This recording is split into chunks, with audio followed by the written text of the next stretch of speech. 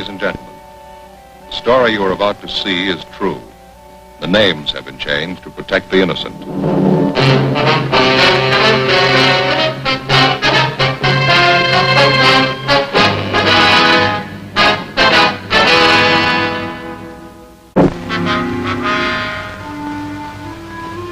The fourth largest city in the United States.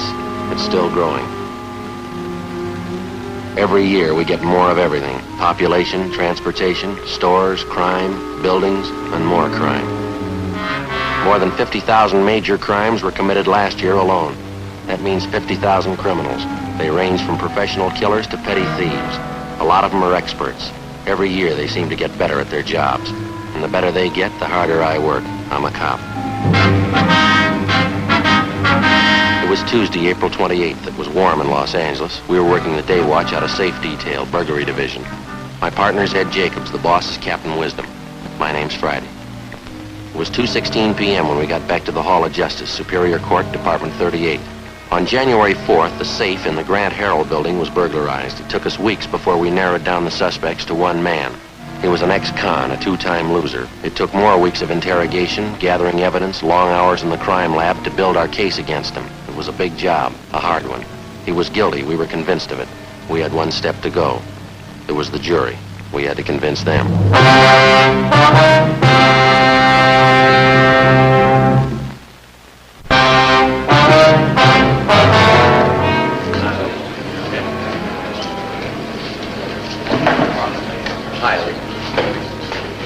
How's it going, Lee? I think we got him, Joe. Did you testify yet? This morning. How'd it work out? Physical evidence tied in perfectly, all 6 points. Jury impressed? Hard to tell. Buckley's got a smart lawyer. I was talking to the assistant DA. The case ought to go to the jury late today. What's coming up next, Neil? I'm due back on the stand when this recess is over. There's the bailiff. The Superior Court is again now in session. Remain seated. No smoking, please.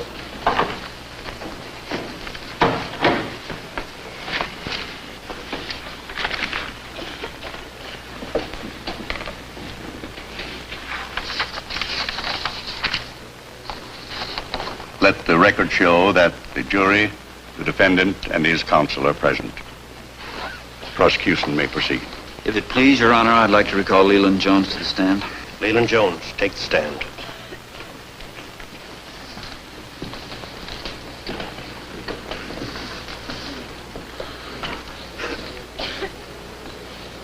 Be seated.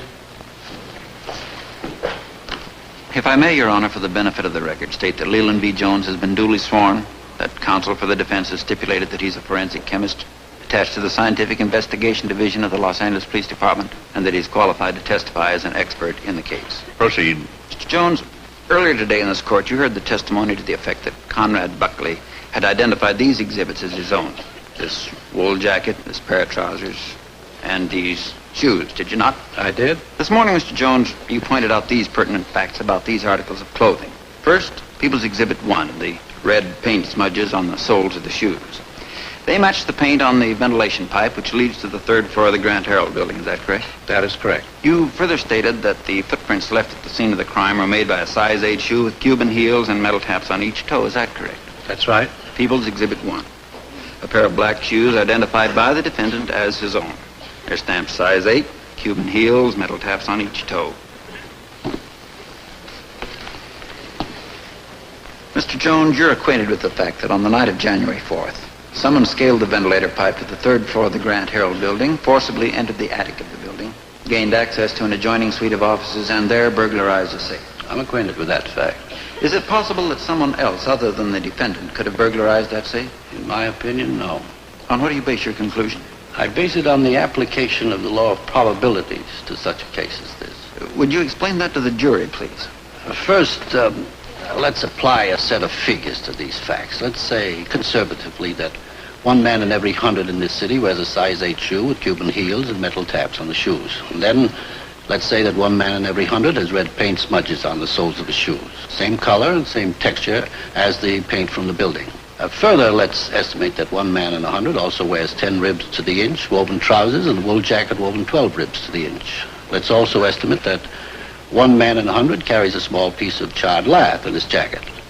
Then let's say that one man in 100 carries in the cuffs of his trousers particles of plaster similar to the plaster in the attic of the Grand Herald building. What are the chances, then, that one man in this city, other than the defendant, could possess all 6 of these various items? That would be 1 chance in 1 trillion. Well, how do you arrive at that figure, Mr. Jones? Well, simply by multiplying 100 by itself 6 times over. You mean only 1 man in 1 trillion, other than the defendant, could have burglarized the safe on the 3rd floor of the Grand Herald building? That's correct. 1 trillion. Can you give the jury something to compare that figure with? That's more people than have lived on Earth since the beginning of time.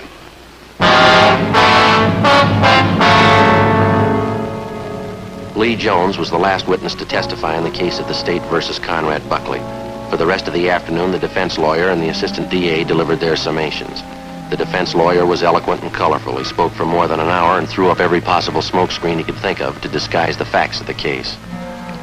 The assistant DA reviewed again the 6 points of physical evidence clearly defined. At 5 minutes to 5 that afternoon, the case went to the jury. We were expecting a quick verdict. We didn't get it. The jury was locked up for the night, and we went home.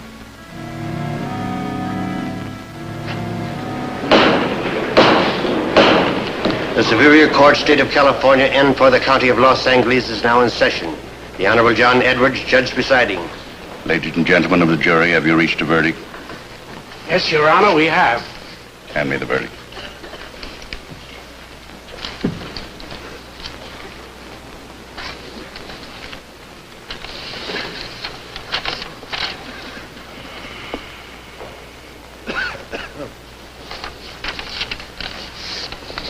Read the verdict.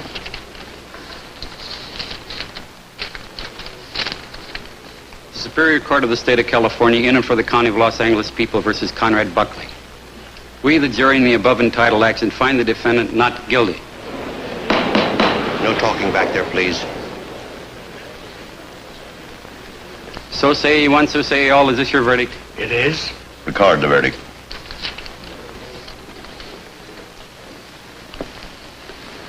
Ladies and gentlemen of the jury, I've been a judge for 26 years. For the past 14 years, I've presided in this particular court. May I say now that this is the worst miscarriage of justice I have ever witnessed. After hearing your verdict in this case, I can arrive at only one conclusion. Ladies and gentlemen of the jury, either you are innately dishonest or you're complete morons. Court's adjourned.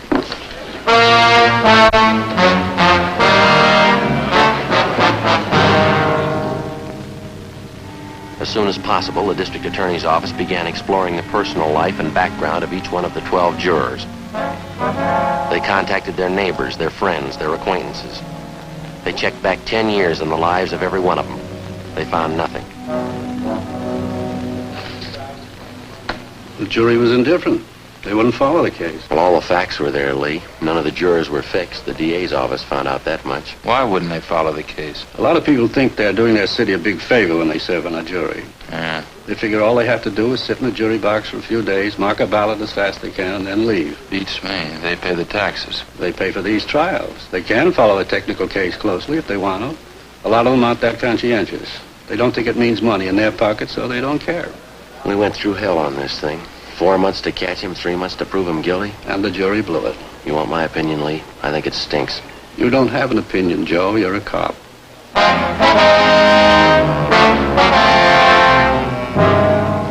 The case of Conrad Buckley became just another item filed away with hundreds of thousands of others in the record bureau of the Los Angeles Police Department. 6 days after he was acquitted, he left the city and a few weeks later was reported in Baltimore, Maryland. After that, he dropped from sight.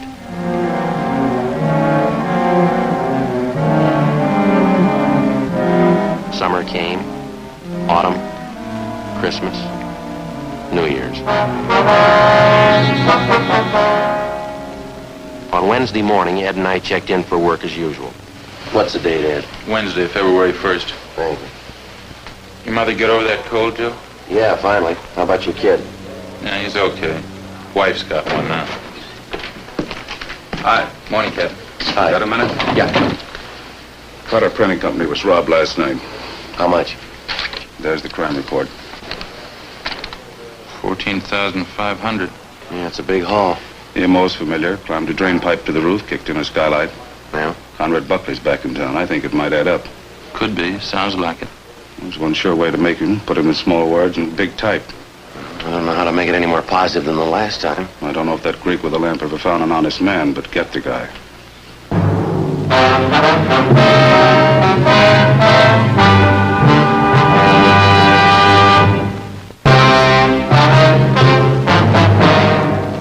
Ed and I drove out to the Cotter Printing Company and spent the rest of the morning and most of that afternoon checking into the $14,000 safe burglary. We examined the office where the burglary took place and the smashed skylight where the thief entered. We traced his path from the time he got into the building to the time he left. No fingerprints, no leads.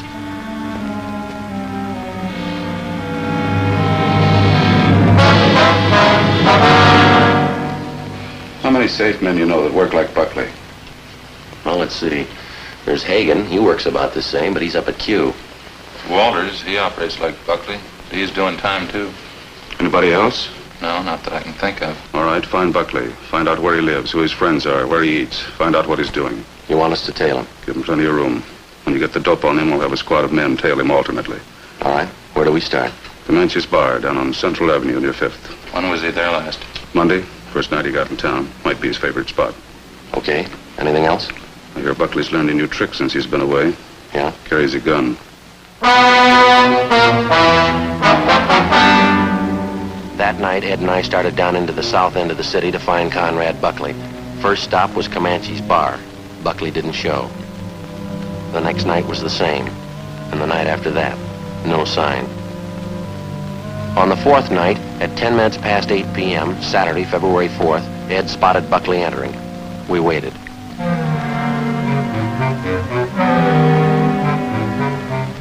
At 25 minutes past midnight, Buckley came out the main entrance with a blonde woman on his arm. He walked unsteadily. The two of them got into a gray car and sat there talking. What's the license number, Joe? 9 Robert 702. Want to get a make? Yeah. Control 1, request a rolling make in the 3 column. 9 Robert 702. 9 Robert 702. Roger, 80K. Stand by. KMA 367. It's a nice-looking car. Yeah, if it's his. Might pan out if we're lucky. Control 1 to 80K. Come in. 80K to Control 1. Go ahead. 9 Robert 702. Car registered to Mrs. Conrad Buckley, 939 South Norwich Road, Beverly Hills. 80K to Control 1. Roger. KMA 367. What does that prove? Proves he's supporting a new car and a wife. Let's find out how.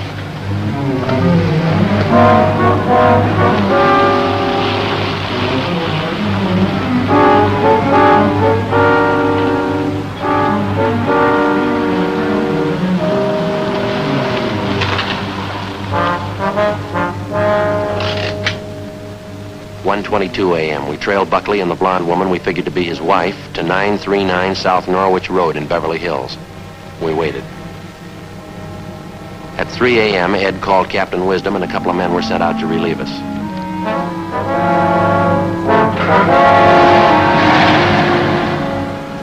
By Friday of that week, February 10th, we had his movements fairly well established. We turned all the information we had over to Captain Wisdom, and he assigned a crew of 8 men to tail the suspect constantly in alternate shifts. The trap was set. 6 p.m. Tuesday, February 14th. I'll get it. Friday talking. Yeah, Captain, what's up? Uh-huh. Yeah, right. Buckley, he's making a move.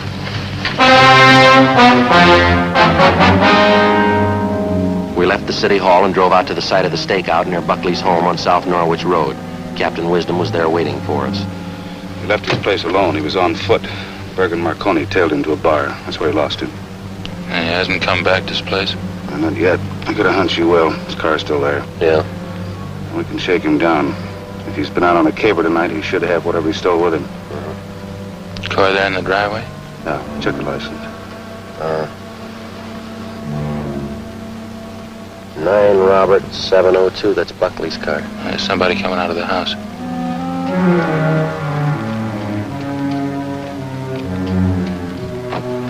That his wife? Looks like it. Does she know either one of you? No.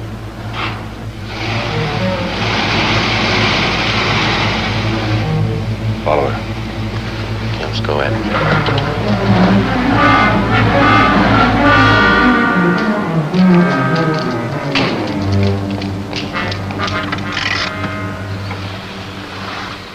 This okay? Can you see the door from here? Yeah, this is fine. Captain? Sir, move. Let's sweat it out.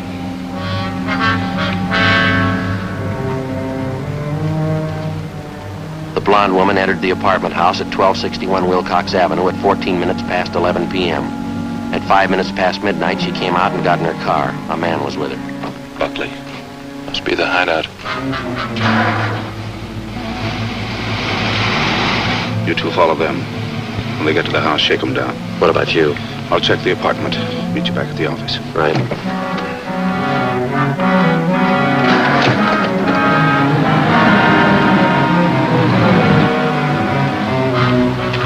At 21 minutes past midnight, Ed and I pulled up at the Buckley home at 939 South Norwich Road. We waited until Buckley and his wife got in the house. Then we went in and shook them down. We found nothing. We searched the house, the garage, and the car. The same. Nothing. Yeah, all right. You can put your stuff away. Place is clean, Joe. Nothing. Right. And I tell you, I'm clean. You haven't got one thing on me. I'm clean. It's a nice car you're driving, Buckley. Is it yours? That's right. I like nice things. They cost money. What doesn't? When'd you get back in town? Last week, why? What are you doing with your time? Morris Cabinet Company. I'm a journeyman carpenter. When do you work? Nights? Good job. Believe me, I'm legit. All right, you stay that way and we won't have any trouble. Ed and I left Buckley's house, drove back to the office, and checked in with Captain Wisdom. He told us that he had talked with the manager of the apartment house at 1261 Wilcox Avenue. Buckley was renting apartment 7A in the building under the name of James E. Wilson.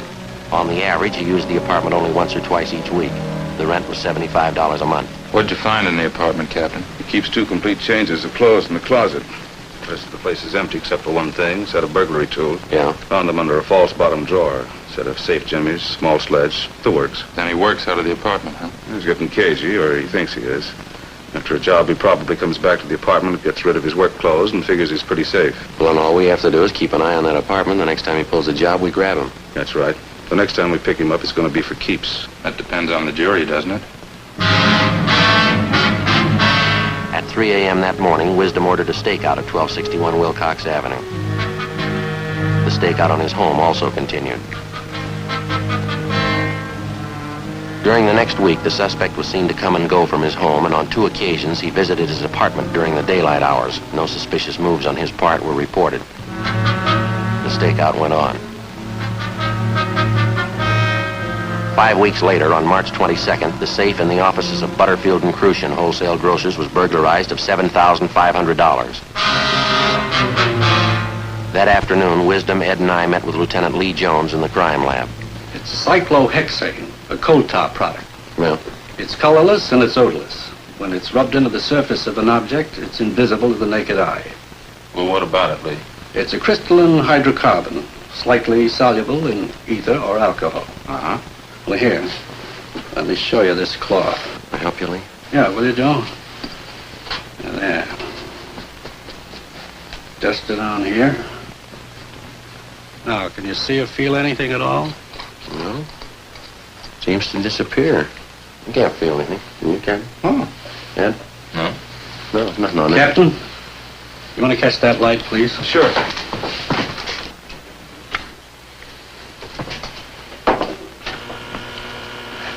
Have a look. How about that?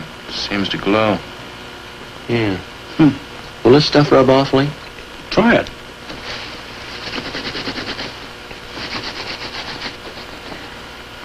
Now look at your hands. Nothing harmful in that stuff? No. How long will this stuff stay on, Lee? Maybe as long as 24 hours. Only shows up under that ultraviolet lamp, huh? That's right. Well, does it work on everybody? It'll work on Buckley. 10 minutes later, Wisdom put in a call to the 2 men on stakeout at Buckley's apartment on Wilcox Avenue. They reported that the apartment was empty. Buckley hadn't been near it since early the day before. At At 6 p.m. that night, Lee Jones, Ed, and I went to the apartment, let ourselves in with a pass key, and went to work with 2 jars of cyclohexane. We dusted it on everything in sight, on Buckley's clothes, his shoes, his hat, and on the set of burglary tools which we found in the false bottom drawer. We rubbed it in until it was invisible. We arranged everything exactly the way we found it, and then we went back to the office. Lee Jones had a portable ultraviolet light set up for immediate use. Wisdom alerted communications to pass along immediately all reports of burglaries throughout the city. We waited. At midnight, we went out in shifts for sandwiches and coffee. The watch kept on. 2:30 a.m. I got it. Wisdom. Yeah? Thanks. Harvard and Wilshire Boulevard. Safe job? 2 of them. Call Lee Jones. I'll meet you downstairs. Right. What do you think? We'll let the lamp tell us. Bergstrom, keep the storefront clear. 10 feet on either side.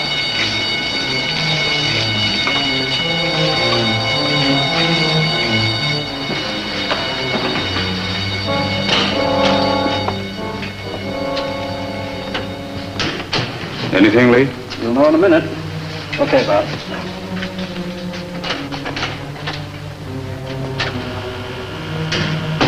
All right, we can try it. I'll get the light, Lee. Okay.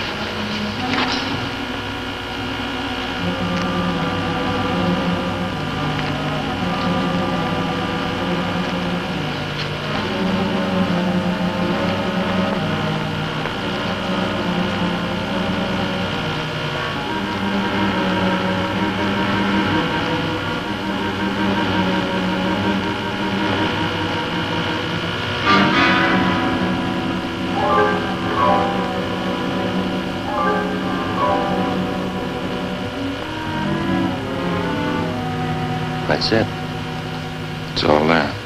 The Greek with the lamp had an idea, didn't he?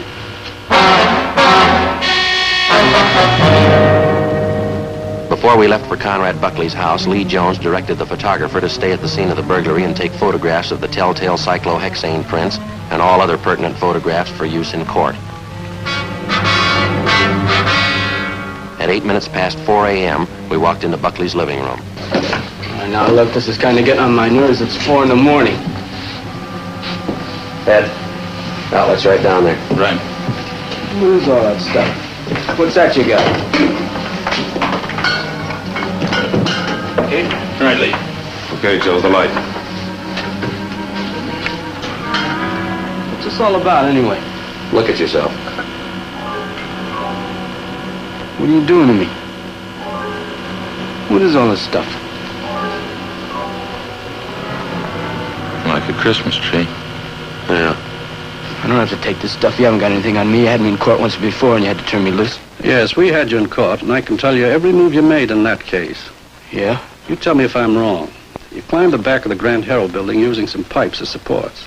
You crawled across the roof on your hands and knees to the firewall. You raised up a couple of times to see if everything was clear. You went over the firewall, leaving impressions of your coat and trousers. One of the coat buttons was scratched, so you went over stomach down. You then went to the front of the building, walking in a crouched position to see if there were any police cars in the vicinity. Then you returned to the skylight. How am I doing? Keep talking. You removed the glass from the skylight, crawled through the entrance, kicked a hole through a plaster wall into the attic. You broke some of the charred laths so that you could crawl through the attic to an opening in the office of the Grand Herald building. Then you opened the safe and took out $1,250. Is that right? No, I took $1,350. Okay. You give me a couple of hours and I'll tell you what you did on this case. Here's your coat. Yeah. What about my clothes? They're all ruined. By the time you need them again, they'll be out of style. All right, come on, let's go.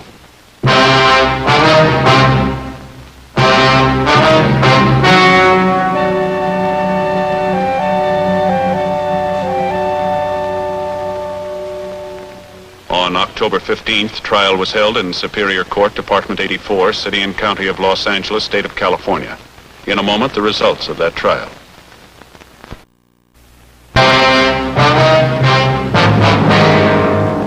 The suspect was tried and convicted of first-degree burglary. Due to his previous convictions, he was sentenced to life imprisonment.